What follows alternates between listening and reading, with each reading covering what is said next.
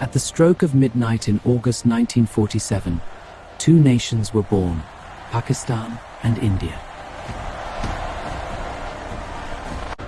But beneath the celebration, the earth itself seemed to tremble.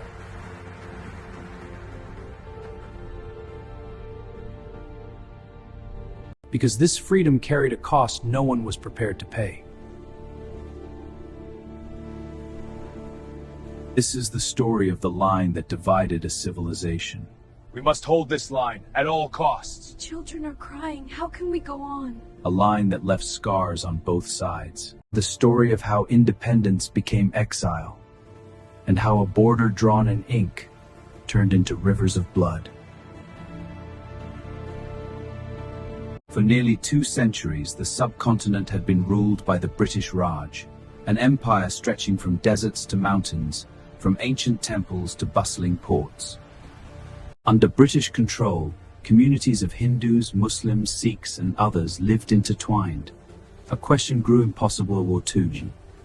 Who would inherit the Sahant? The Indian National Congress visioned a united secular India. The All India Muslim League feared Muslim minorities would be politically overwhelmed. At the center of this storm stood towering figures of history. Jawaharlal Nehru, charismatic and idealistic, imagined a modern republic rising from colonial chains. We demand a separate homeland for Muslims. I for unity and peace.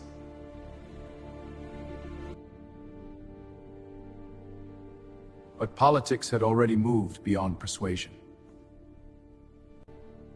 The die is cast. There is no turning back. Then we must stand firm together.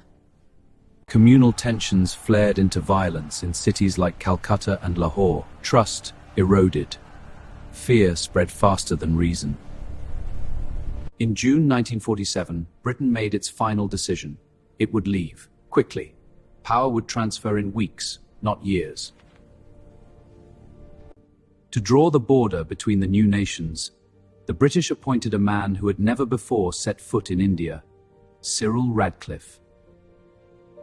He was given 5 weeks to divide one of the most complex regions on Earth. 5 weeks to decide the fate of nearly 400 million people. He studied outdated maps, census data, political pressures, and then he drew a line. The Radcliffe Line.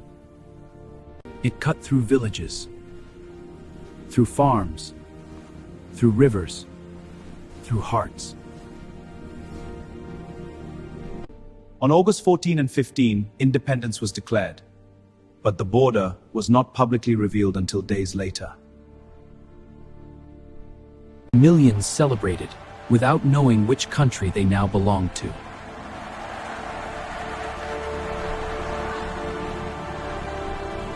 When the map was finally unveiled, panic erupted. Behold the truth we have long This dreaded. cannot be. It is our doom. Hindus and Sikhs fled West Punjab toward India, leaving their homes and ancestral lands behind. The journey was perilous, filled with uncertainty. Many would never see their homeland again. Muslims fled East Punjab toward Pakistan. Families packed whatever they could carry, utensils, jewelry, sacred books. Everything else was left behind. Muslims fled East Punjab toward Pakistan.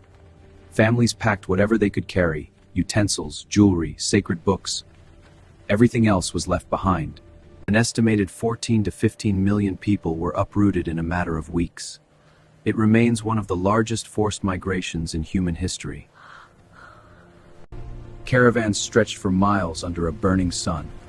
The travelers, weary and sun-scorched, some fell, the desert clinked sapped by the heat. Refugee trains groaned under impossible weight. A final, fragile shelter. An old man watched. Some trains arrived safely. Others arrived in silence. Every passenger slaughtered along the way. Neighbors who had shared meals for generations turned against one another. Revenge killings spiraled out of control. Entire villages were wiped out. Historians estimate that over 1 million people died in this single event. The scale of the lives lost represents a story, a family, a future that was erased. Women were abducted. Children vanished. Families were split across borders that had not existed the month before. And yet, amid the horror, there were stories of courage, Sikh families sheltering Muslim neighbors, Muslim villagers protecting Hindu friends, acts of humanity flickering in a landscape of fire. But the violence left scars deeper than statistics.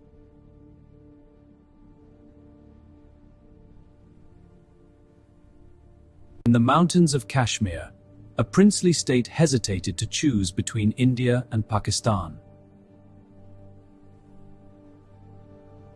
Its ruler delayed. Militias moved in. Armies followed. The First Indo-Pak War erupted within months of independence. Tensions over Kashmir escalated into full-scale, both sides were intense fighting. The war reshaped the region's future. The conflict over Kashmir has never truly ended.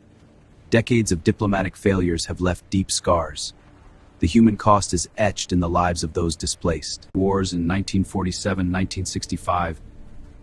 Decades of tension between two nuclear-armed neighbors. Partition did not simply create borders. It created rival narratives, competing memories, national identities shaped by trauma. In Lahore and Delhi, the languages still sound the same. The food carries the same spices. The music echoes shared roots. Yet families separated by partition often never reunited. Letters stopped crossing the border. Friendships froze in time. Graves were left behind in lands that became foreign overnight. For many survivors, the pain was too deep to speak of. They rebuilt lives in new countries, but carried old memories like invisible luggage. The partition was not inevitable. Some historians argue it could have been negotiated differently. Others say the violence had already made unity impossible.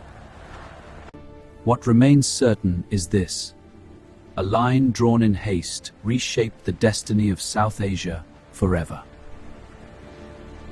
Today, nearly 8 decades later, the border between India and Pakistan is one of the most militarized in the world. Yet beneath the politics, the shared history remains undeniable. Partition was not just a political event, it was a human rupture. A reminder that when leaders redraw maps, ordinary people pay the price. At midnight, 2 nations were born. But millions lost homes, families, and a sense of belonging. The line still exists, on maps, on fences, in memory. Because some borders are not just carved into land, they are carved into the soul of a subcontinent.